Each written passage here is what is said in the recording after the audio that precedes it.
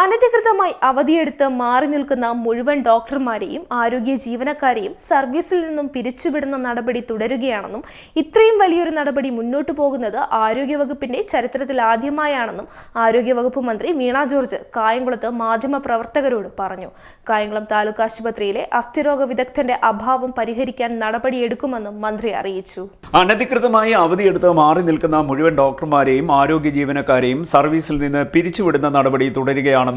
ഇത്രയും വലിയൊരു നടപടിയുമായി മുന്നോട്ട് പോകുന്നത് ആരോഗ്യവകുപ്പിന്റെ ചരിത്രത്തിലാദ്യമായാണെന്നും ആരോഗ്യമന്ത്രി വീണ ജോർജ് കായംകുളത്ത് മാധ്യമപ്രവർത്തകരോട് പറഞ്ഞു.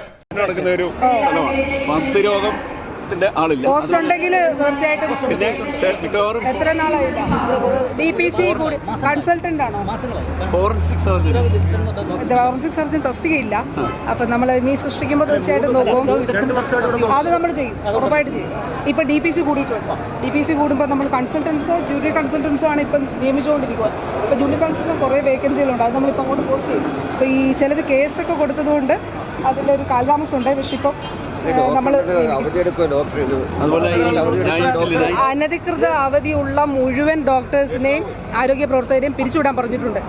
ഈ ആരോഗ്യവകുപ്പിന്റെ ചരിത്രത്തിലെ ഏറ്റവും വലിയ ഒരു നടപടിയാണ് ഇപ്പോൾ നടക്കുന്നത്. അതായത് ആശുപത്രി കൊണ്ട് ലീവ് കൊടുത്തിട്ട് പോകും. എനിക്കൊരു അനുഭവം ഉള്ളത് തിരുവനന്തപുരം ജനറൽ ആശുപത്രിയിൽ 3 മാസത്തേക്ക് ഡോക്ടർ വന്ന് അപേക്ഷിച്ചു. 3 മാസം കഴിഞ്ഞപ്പോൾ ഭാര്യ വന്ന് അപേക്ഷിച്ചു അടുത്ത 3 മാസം. അപ്പോൾ സൂപ്രണ്ടിന് ഇത് കൊടുത്തുകൊണ്ടിരിക്കുക. അങ്ങനെ എവിടെയെങ്കിലും ഉണ്ടെങ്കിൽ അങ്ങനെ സൂപ്രണ്ട്സിന് കൊടുക്കാൻ പറ്റത്തില്ല. അങ്ങനെ ഏതെങ്കിലും ആശുപത്രിയിലുണ്ടെങ്കിൽ അതിൽ നടപടി എടുക്കും. 15 ദിവസത്തേക്കപ്പുറം ഒരാളും നടപടി ഇപ്പോൾ കുറേ പേരെ പുറത്താക്കി. പ്രോസസ് നടന്നുകൊണ്ടിരിക്കും. ഇപ്പോൾ ചില DPC ഉണ്ടല്ലോ, പ്രൊമോഷൻ കമ്മിറ്റി, അപ്പോൾ അതിൻ്റെ ആ നടപടിക്രമത്തിൽ വന്നിട്ടുള്ളവരെ അതാ DPC അത് നോക്കാം. ഞാൻ DHS കൊടുക്കാം. ആശുപത്രിയിൽ കൊണ്ടുവന്ന് നിരന്തരം അവധി അപേക്ഷ കൊടുത്ത് പോകുന്ന രീതിയാണ് ഉണ്ടായിരുന്നത്.